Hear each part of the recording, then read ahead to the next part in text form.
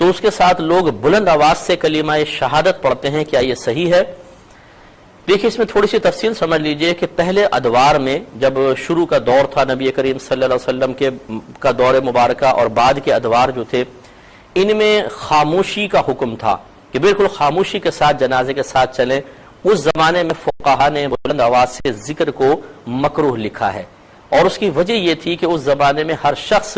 جنازے سے عبرت حاصل کر رہا ہوتا تھا، ایک نصیحت حاصل کر رہا ہوتا تھا۔ اسی لیے امام غزالی رحمۃ اللہ علیہ نے لکھا ہے کہ جب کسی کا جنازہ ہو جاتا اور لوگ تعزیت کے لیے آتے تو ہر ایک وہاں پہ موجود اتنا افسردہ ہوتا تھا اور ایسا اپنی موت کے غم میں گرفتار نظر آتا تھا کہ آنے والا ڈھونڈتا تھا اور پریشان ہو جاتا تھا کہ اس میت کے اصل رشتہ دار کون ہے جن سے تعزیت کرنی ہے۔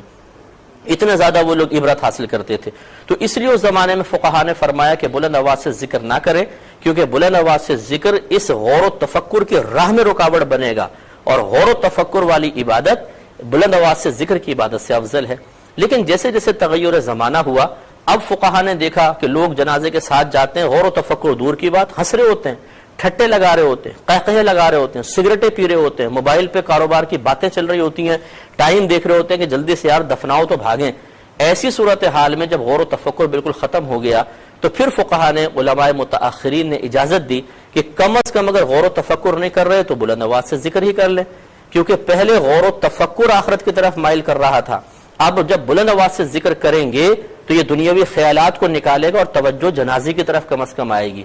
اس سے آپ یہ بھی اندازہ کر سکتے ہیں کہ جب زمانہ بدلتا ہے تو فقہا لوگوں کی حالتوں، کیفیات، طبیعتوں اور ماحول کی وجہ سے احکام میں تبدیلی پیدا کرتے ہیں۔ اسی طرح یہاں ہے، لہٰذا بلند آواز سے ذکر کرنا جنازے کے ساتھ اب بالکل جائز ہے۔ اس پر تھوڑا سا کلام مزید کروں گا ایک چھوٹے سے بریک کے بعد۔